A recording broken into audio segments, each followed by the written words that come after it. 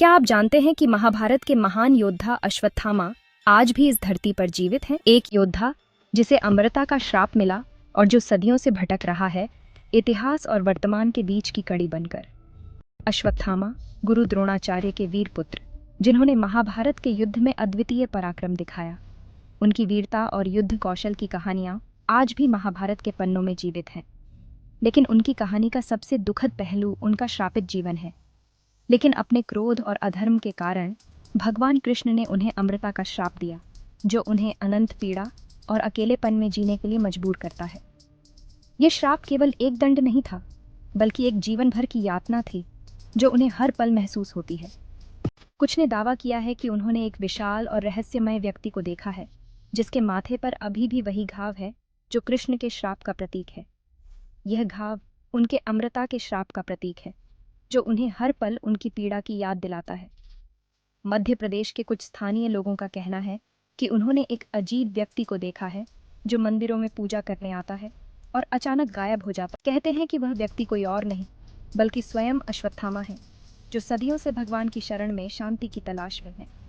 उनकी यह यात्रा केवल शांति की नहीं, बल्कि अपने पापों के प्रायश्चित की भी है। पुराने ग्रंथों और कहानियों में भी अश्वत्थामा की मौजूदगी के प्रमाण मिलते हैं। यह प्रमाण केवल कहानियों तक सीमित नहीं, बल्कि कई प्राचीन ग्रंथों में भी मिलते हैं, जो उनकी अमृता और पीड़ा की गाथा को बताते हैं। कुछ योगियों और साधुओं ने दावा किया है कि उन्होंने अश्वत्थामा से मुलाकात की है और उनसे प्राचीन ज्ञान प्राप्त किया है, जो आम लोगों की पहुंच से परे है। ये ज्ञान केवल आध्यात्मिक नहीं, बल्कि जीवन के गहरे रहस्यों को भी समेटे हुए है। कहते हैं कि अश्वत्थामा के पास अद्भुत शक्तियां हैं, लेकिन श्राप के कारण वह इनका उपयोग मानवता की भलाई के लिए नहीं कर सकते। ये शक्तियां केवल उनके लिए एक बोझ बन गई हैं, जो उन्हें हर पल उनकी पीड़ा की याद दिलाती हैं।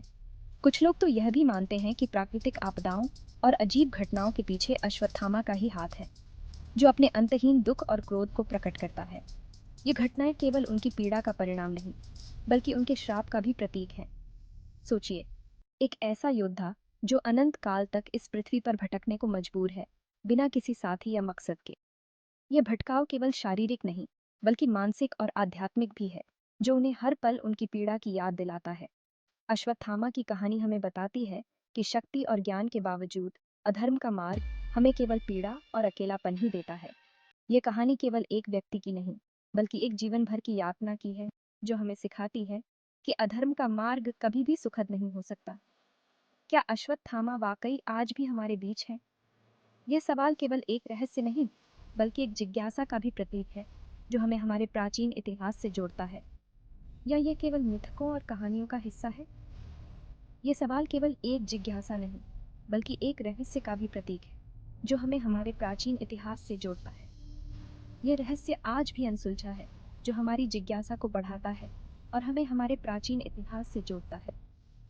यह रहस्य केवल एक कहानी नहीं, बल्कि एक जीवन भर की यातना की भी है, जो हमें सिखाती है कि अधर्म का मार्ग कभी भी सुखद नहीं हो सकता। आप क्या सोचते हैं? अपनी राय कमेंट में बताएं। आपकी राय हमारे लिए महत्वपूर्ण है और हमें हमारे प्राचीन इतिहास को और गहराई से समझने में मदद करती है। अगर आपको ये वीडियो पसंद आया हो तो लाइक, शेयर और फॉलो करें, और हमारे साथ और भी रोचक कहानियों के लिए जुड़े रहें। आपकी सहभागिता हमारे लिए महत्वपूर्ण है और हमें और भी रोचक कहानियाँ लाने के लिए